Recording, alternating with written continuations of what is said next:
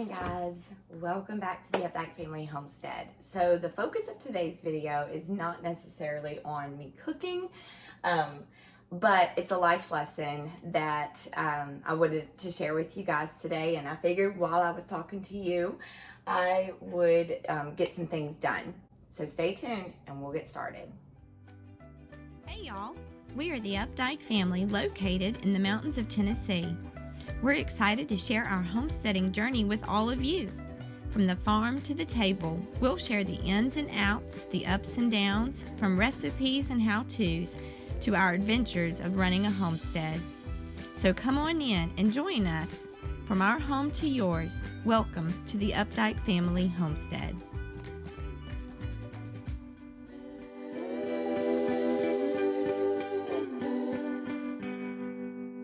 So for those of you that don't know, I was a school teacher. I taught for almost 17 years before I got sick and came home, yada, yada, yada. If you've not heard our story, I'll post a video link somewhere and you can kind of get a gist of what's going on and why I now stay home. And for years, I was a stay-at-home mom. I took care of our two children, Haley and Colin. And then I went back to work and started teaching again when Colin was old enough, because he's the baby. So when he was old enough to start preschool, that's when I went back to teaching, and I taught preschool at the school that both of my children attended. But anyway, so my last year, I guess it was the year before my last year that I was teaching reading and language arts to 8th graders. And if you know anything about 7th and 8th grade, it's rough for them. I mean, it truly is rough for them. It's a hard phase. It's a hard stage for these kids to go through. But it was probably one of my most favorite years of teaching. Not just because I had Colin in my English class, but because I actually could build some really great relationships with my students. My students needed somebody in their life that was not going to lie to them, that was not going to sugarcoat things for them, and that's what I did. They knew they could come to me and talk to me, and I just built a really great rapport with them. But one day when I don't even remember like what book we were reading or if we were reading poetry. Honestly, I cannot remember to save my life. But a student raised their hand, and of course I called on them, which, by the way, I'm making white chocolate and macadamia nut cookies. We've got the 127 sale coming up, and my stepmom and I, we sell food at this event, and so I'm making cookies to sell for that in a few weeks. Anyway, back to the story. Sorry, I'm rambling. But anyway, so one day my students asked me, they raised their hands and they said, who comes first in your family, your kids or your husband? And I looked at them and I was kind of confused, like, where did this question come from? I do remember that, so it must not have been on the topic. And I said, well, I don't really understand what you mean. And they said, well, who comes first? Who do you put first, your husband or your kids? And I paused for a moment, thinking, because I teach in a public school, or taught in a public school, but I just knew what the Lord was telling me to say. And I said, neither. And they looked at me completely dumbfounded, like, what did I mean by, like, neither one of them comes first? And they said, oh, well, you put yourself first. I said, absolutely not. I do not put myself first. And they said, well, then who do you put first? And I just kind of paused, and I looked at them, and I said, in our family, the Lord comes first. My husband comes second. My kids come third. Then friends and other family, and way on down the line comes me. And don't get me wrong, I mean, it's super important for us to make sure that we take time for ourselves, because if we get burned out, then we're not going to be able to do any of the above.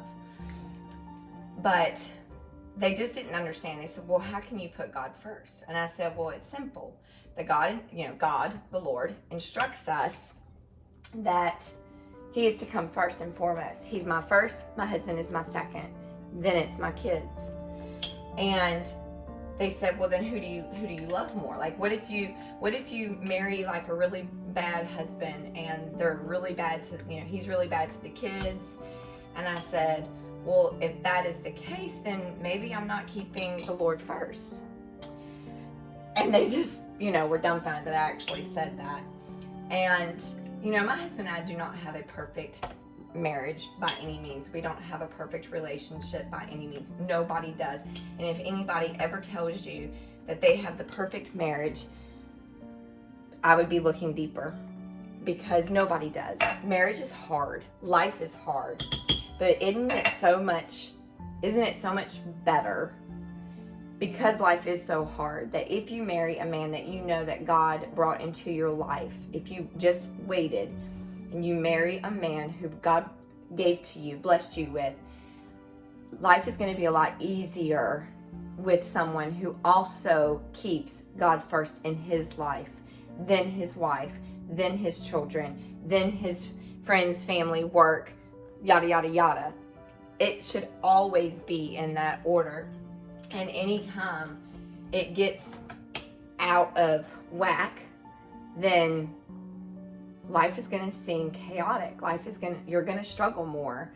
And I'm not saying that marriage is easy if you keep God first. It's never easy, because Satan is always going to come in and try to attack your marriage by multiple means. And it could be the fact that, maybe you're struggling financially, and that person, one of the spouses feels like, well, I've got to put in more work hours so that I can take care of my family more financially. We all go through seasons like that.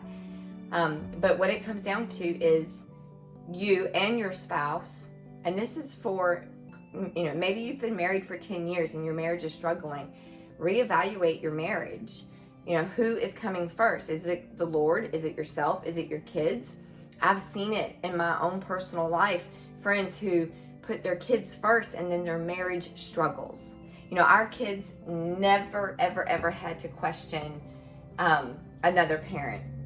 For example, kids are infamous for, asking mom, can I have a snack? And if mom says no, then they go to their dad, can I have a snack? And the dad says, sure, not realizing that the mom had already said no, because she's in the middle of cooking dinner and she doesn't want that child to ruin their snack or their appetite for dinner.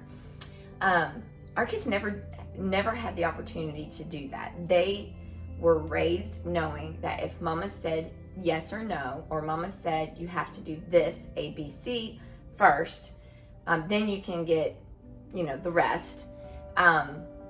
They always knew never to go ask dad, because dad was always going to say, did you ask your mom first? Because he didn't want to undermine me. Or the same way, if they had asked him first, and then they came to me, I'm like, did you ask your dad first? Or I might even say, make sure it's okay with your dad before I give you a response, because dad might have other plans, or I might have other plans, or whatever the case may be. There was always that mutual respect between my husband and myself. But it's been hard, it's not easy. But the main thing is that we've tried really, really hard to keep God first in our marriage and in our life. My husband has a dead period, and what that means is he has an hour drive to work and an hour drive home from work every day. I know that when he gets into the car, he is going to call me and say, hey, I just want to let you know I'm off, I'm headed home. And then he turns the ringer on his phone off, because that hour drive home is for him to decompress, spend some quiet time with the Lord. And I know that sounds crazy, but that is his time to really pray. He might listen to sermons, he might listen to worship music, but he has to decompress. I don't get mad if he doesn't respond to my text message or me trying to call him. I know that hour drive home is his time with the Lord, because he needs to leave work at work and he needs to prepare to come home so that he's ready to spend time with me and our kids. And of course now our kids are grown, so more often than not it's just him and I at the house. But he doesn't want to be stressed out. And so if I could give anybody any advice at all, it's to make time for the Lord first, because you need to be spiritually prepared to fight off whatever Satan's going to be throwing at you for the rest of the day. Anyway, James and I will be celebrating our 20-year wedding anniversary. I didn't do so good at talking and making these cookies at the same time. I'm sorry about that. Anyway, James and I will be celebrating our 20-year wedding anniversary in just a little over a month. And so over the course of the next month, James and I both are going to be just kind of coming on and talking to you guys about how we make our marriage work, how God has used our marriage to grow each of us, because I'm so glad that I'm not the person that James married before, because I probably would not have married me. I've had to grow up a lot. James has had to grow up a lot. We've had to make a lot of sacrifices for each other and decisions together. But, celebrating 20 years in this day and time, God has truly blessed us. And we just kind of wanted to step back and share some of these, some of the things that we have learned over the years with each of you over the course of the next month. So I hope that you will enjoy. Please remember to like, share, subscribe. Your support means the world to us. And I think that that's all that I have for you today. Thank you guys so much for watching. Have a blessed day. Bye.